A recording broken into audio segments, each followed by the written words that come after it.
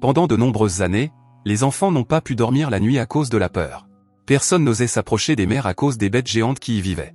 Mais les choses se sont améliorées depuis l'arrivée des chasseurs. Ces valeureux guerriers combattent les bêtes bien au-delà de l'horizon, au péril de leur vie, pour débarrasser les mers de ces créatures cauchemardesques. L'équipe de chasseurs la plus compétente est connue sous le nom de l'Inévitable. Elle est dirigée par l'imbattable capitaine Crow. Il est accompagné de son fidèle second Sarah Sharp et de son jeune mais intrépide fils adoptif Jacob Holland. Leur plus grand fan est une petite fille nommée Maisie Brumble qui vit dans un orphelinat. Ses parents étaient de grands chasseurs qui ont connu une mort honorable en combattant la bête marine. Maisie veut suivre les traces de ses parents et tente souvent de s'enfuir de l'orphelinat. Mais ce soir, elle a finalement réussi et s'est enfuie pour suivre ses rêves. Pendant ce temps, le héros de Maisie, le capitaine Crow, fait voguer son navire sur la mer comme toujours. Avec son équipe, il a abattu des centaines de bêtes marines et gagné des primes de la part des rois, ce qui leur a permis de manger sur leur table. Cependant, le capitaine Crow trouve toujours sa vie incomplète. Cela fait 30 ans qu'il attend de venger la perte de son œil unique. Il a été attaqué par le plus fort de tous les animaux marins, la tourmente rouge. Après des jours de recherche ininterrompue, le capitaine Crow aperçoit enfin la plume rouge. Il ordonne à ses hommes de se précipiter sur le navire à la poursuite de la grosse bête. Mais avant qu'ils n'y parviennent, Jacob remarque qu'un autre bateau de chasseurs se trouve à proximité. Il a été attaqué par une bête marine et les chasseurs ne semblent pas assez puissants pour se défendre. Le capitaine Crow ne veut pas perdre cette occasion en or de se venger de la tourmente rouge, mais Jacob lui rappelle le code des chasseurs. Ils sont obligés de s'entraider dans le besoin. Le capitaine Crow est un homme de règle et il ordonne à ses hommes de faire demi-tour et de se diriger vers l'autre navire. En arrivant, les Inévitables attirent l'attention de la bête sur eux. Ils attaquent ensuite la bête à l'arme lourde. La bête disparaît pendant une seconde, puis elle attaque le navire par le fond. Jacob commence immédiatement à sauver les personnes à bord. La bête enroule ses énormes tentacules autour du bateau et le tire pour le noyer dans l'eau. En défendant les autres, Jacob tombe accidentellement dans l'eau et se retrouve dans la gueule de la bête marine. Le capitaine Crow ne supporte pas de voir son fils en danger. Il saisit une lance et attaque la bête au cœur.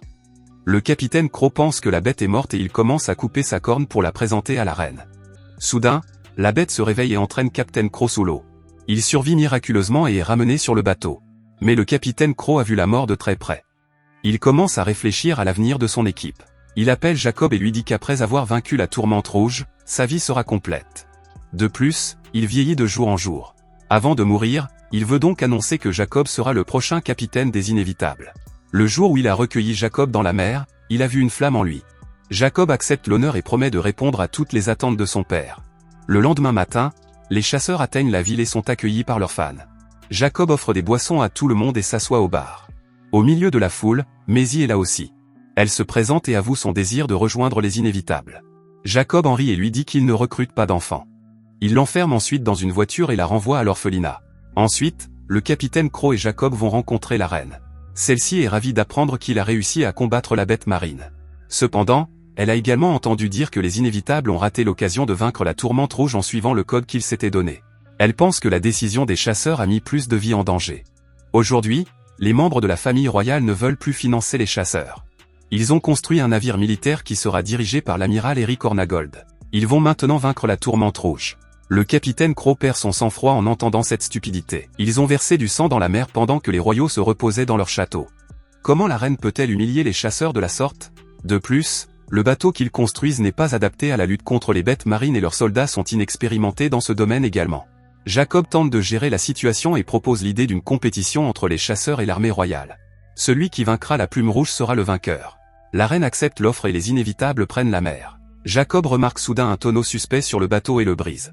Maisie se cache à l'intérieur. Jacob veut la déposer sur le rivage le plus proche, mais le capitaine Crow remarque le même feu chez Maisie que chez Jacob. De plus, il ne veut pas rester à la traîne et laisser l'enfant rester. Dès qu'ils atteignent la partie la plus profonde de la mer, la tourmente rouge manifeste sa présence. Tout le monde se prépare et lance des lances et des cordes pour attraper la bête. Le plan du capitaine Crow est de décharger l'énergie de la tourmente rouge et de l'attaquer lorsqu'elle sera fatiguée. Mais le plan se retourne contre lui, car la bête se met à circuler et crée un tourbillon. Le bateau est sur le point de se retourner dans l'eau, mais le capitaine Crow ne veut pas lâcher la bête. Maisie remarque que la vie de tout le monde est en danger et commence à couper les cordes. Le capitaine Crow demande à Jacob de l'arrêter, mais celui-ci prend le parti de la jeune fille.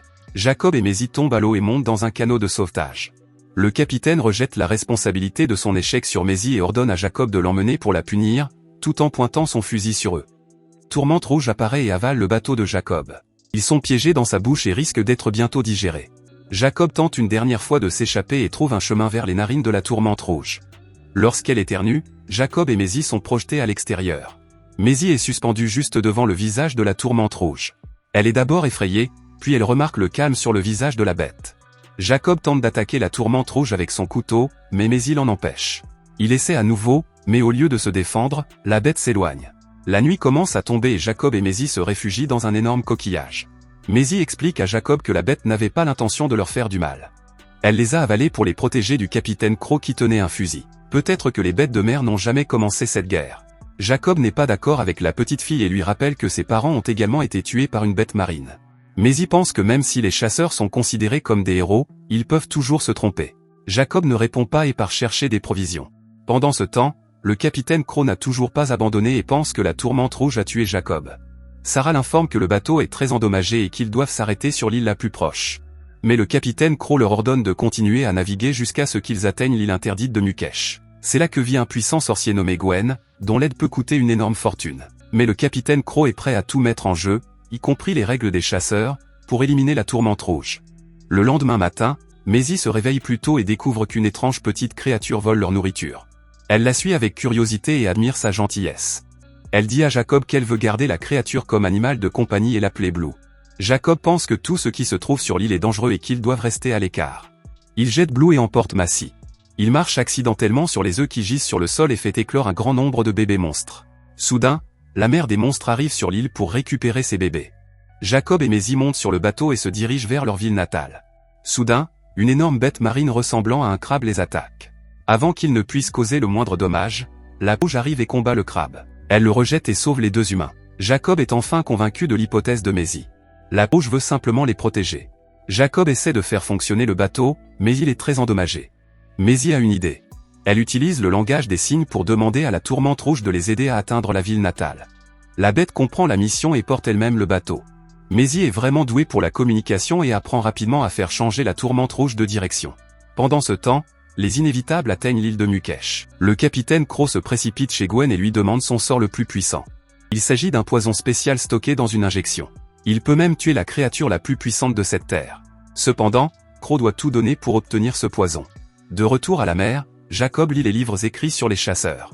Il ne reconnaît pas certains événements ou les îles détruites par les bêtes marines. Maisie dit que tous les livres contiennent des mensonges. Les bêtes n'ont jamais attaqué le rivage. Elles voulaient simplement vivre paisiblement sur la mer, mais les humains les ont dérangés. Une tempête approche et Jacob et Maisie se cachent dans les narines de la tourmente rouge. Ils nagent sous l'eau et voient les squelettes des bêtes et les restes des bateaux gisant au fond de la mer. Des milliers de vies perdues dans une guerre inutile. La lune de sang est apparue comme un signe du sort de Gwen. Elle va faire payer à tous les inévitables le poison que le capitaine a acheté. Mais tout ce qui intéresse Croc, c'est de se rapprocher de sa mission. La tourmente rouge dépose ses deux amis sur le rivage de l'île. Jacob veut poursuivre leur vie antérieure mais Maisie suggère de prendre un nouveau départ qui n'implique pas la chasse aux bêtes marines. Ils disent au revoir à la tourmente rouge, mais la bête se sent soudain mal à l'aise. Elle a remarqué quelque chose. C'est le navire royal qui se trouve de l'autre côté de l'île. Elle s'énerve et se précipite pour attaquer le navire. Maisie tente de la calmer mais n'y parvient pas. La tourmente rouge détruit le navire en un seul coup. Les inévitables arrivent aussi. La tourmente rouge est prête à se battre mais Croc l'attaque avec une injection de poison. Il l'enlève au bout d'un moment car il veut tuer complètement la fameuse bête devant tout le royaume. La bête est attachée et emportée avec le bateau. Jacob s'avance à son tour et ramène Maisie blessée. Elle ouvre les yeux dans le bateau et tente d'attaquer le capitaine Croc parce qu'il a fait du mal à son ami.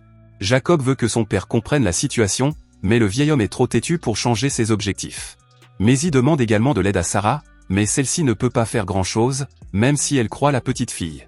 La bête est transportée au royaume et le capitaine Croc lui marche dessus pour la tuer avec sa lance. Pendant ce temps, Blue aide Maisie à s'échapper du bateau et à aider la tourmente rouge.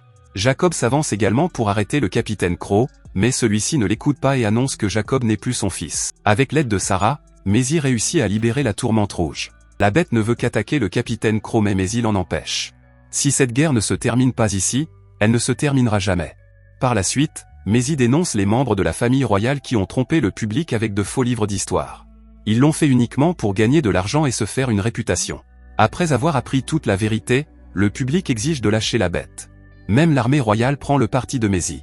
Après avoir accompli sa mission, Maisie part avec Jacob sur une autre île pour profiter d'une belle vie à venir. Les chasseurs ont renoncé à faire du mal aux bêtes de mer et quittent leur île pour de bon. Ce jour-là, la vie d'un humain et d'un animal a été sauvée. Mais le monde entier a pris un nouveau départ. Parfois, Il faut mettre de côté son ego et sa rancune et regarder la situation d'un point de vue neutre. Car les héros peuvent aussi avoir tort. Merci d'avoir regardé. Si vous avez aimé la vidéo et que vous souhaitez aider la chaîne à grandir, laissez un like, un commentaire et abonnez-vous.